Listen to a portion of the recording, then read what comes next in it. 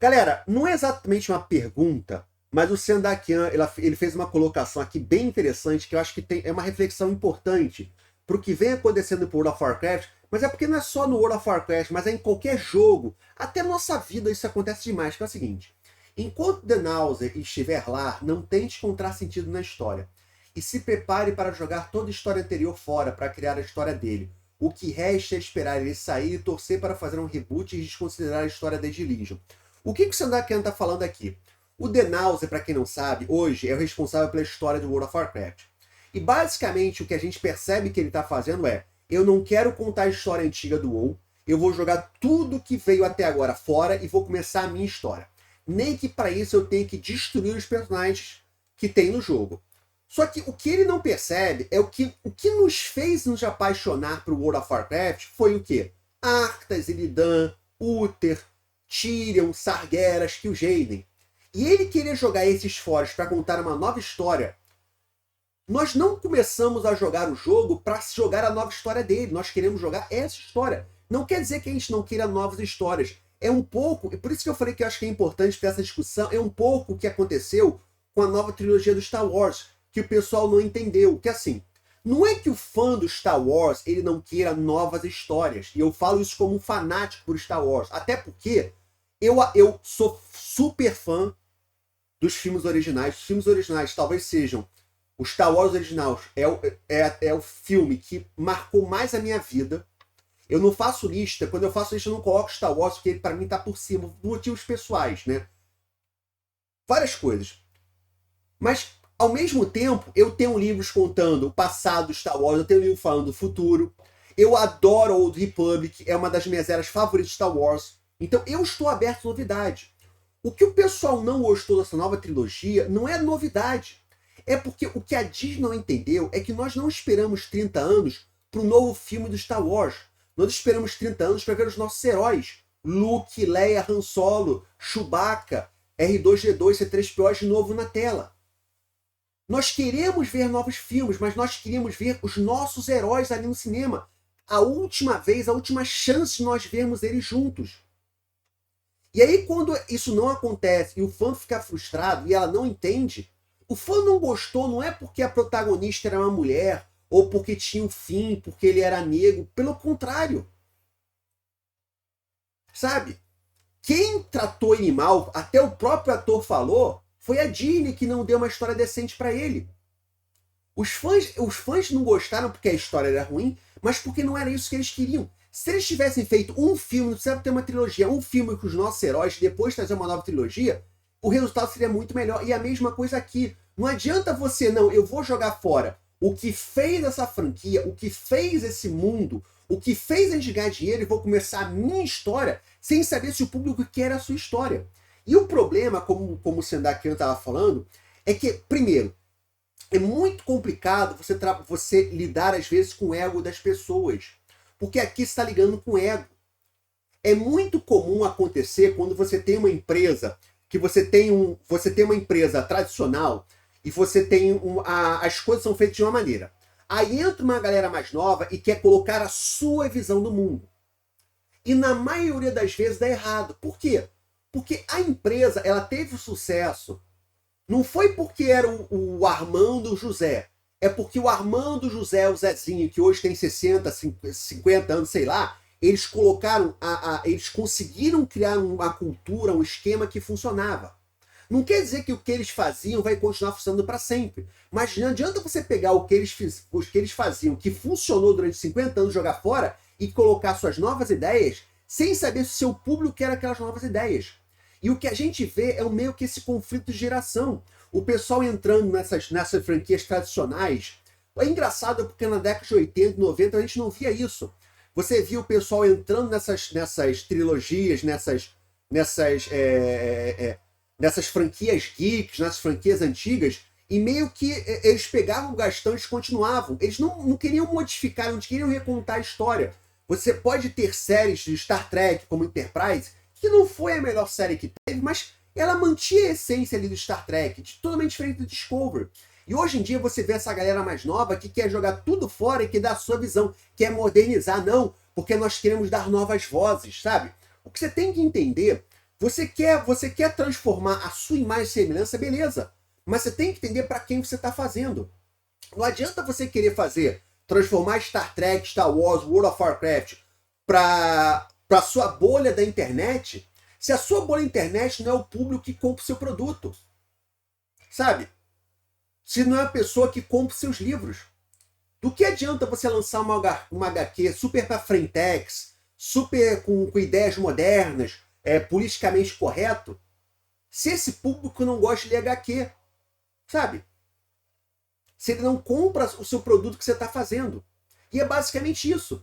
O pessoal, ele quer que o público se adapte à sua visão do mundo. E é óbvio que é o contrário. O público não vai se adaptar à empresa. A empresa tem que se adaptar ao público. Até uma pequena historinha aqui de administração, né? Porque como eu já fiz a faculdade há algum tempo, é interessante na administração. Eu não vou entrar muito na tecnicidade, mas basicamente é o seguinte. Se você é administrador ou se você trabalha com empresa grande, você deve passar por isso como eu passei também. Na administração, de 10 em 10 anos ou de 5 em 5 anos, é inventada uma nova moda, que basicamente é uma nova maneira de você administrar as empresas, né? Na época que eu estava estudando, a moda era a reengenharia. O que era a reengenharia? A reengenharia era você trazer conceitos da engenharia para a administração. Traduzindo mais ou menos aqui, uma coisa bem, bem simples assim, tá?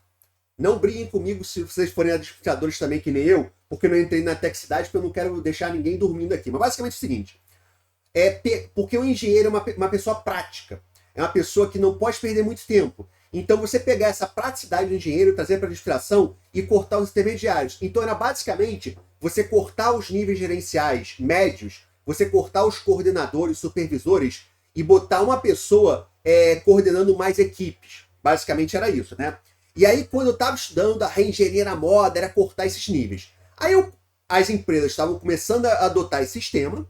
Aí, obviamente, passou 5 anos, beleza, aí começou a ter problema, porque aí você tinha um gerente que ia cuidar de 50 funcionários. É impossível. É óbvio que é impossível, sabe? E aí começaram a voltar os níveis intermediários. E aí começaram a voltar os níveis intermediários. E aí criava um novo sistema. É basicamente isso. Toda hora, na administração, você tinha essa reinvenção. Toda hora aparecia alguém querendo dizer que tudo aquilo que se fazia no passado estava errado, aí botava o seu método funcionava, depois de 5 anos você vê que aquele método também não era perfeito e ficava mudando, sabe? E aí no final você percebeu que é o seguinte, porque não existe uma fórmula correta, mas você nunca vai conseguir chegar ao melhor resultado se você ignorar todo o seu passado, toda a experiência, todo o seu know-how, só porque está chegando gente mais nova, com outras ideias, com outras cabeças, porque não é assim que funciona. E é engraçado que também nessa época, até por isso que eu falei, antigamente, como é que você pensava? Antigamente, como é que você calculava o preço de um produto? Você fazia o seguinte, você calculava o custo daquele produto. Olha, para fazer essa tesoura aqui para cortar as unhas dos meus gatos, para fazer essa tesoura eu gastei R$10 de produto, de matéria-prima. Beleza. Se eu gastei R$10, eu vou colocar aqui 10% de imposto, 10% de custos variáveis, que seja, e vou colocar 10% de lucro. Isso é, eu gastei 10, mais tudo isso, eu vou gastar 13, eu vou vender então por 13, porque eu vou ter um lucro de 10%, vou vender por 13. Era assim que funcionava. Só que aí, à medida que avançou, o que as empresas começaram a perceber? Não adianta eu ter um custo de 10, colocar o imposto, colocar os custos variáveis, colocar meu lucro 13, se o meu cliente ele só quer pagar 10. Não adianta eu querer tentar vender ele por 13 se ele quer pagar 10. Mesmo meus custos sejam 10. Então, antigamente, você calculava o custo e em cima do custo você descobria qual era o valor para vender para o cliente. Só que hoje em dia você não faz assim. Como é que você faz hoje em dia? Quanto que o meu cliente quer pagar? O meu cliente quer pagar R$10 por isso aqui? Beleza, então eu tenho que adaptar os meus custos para que eu consiga vender isso aqui por R$10 e eu tenha lucro.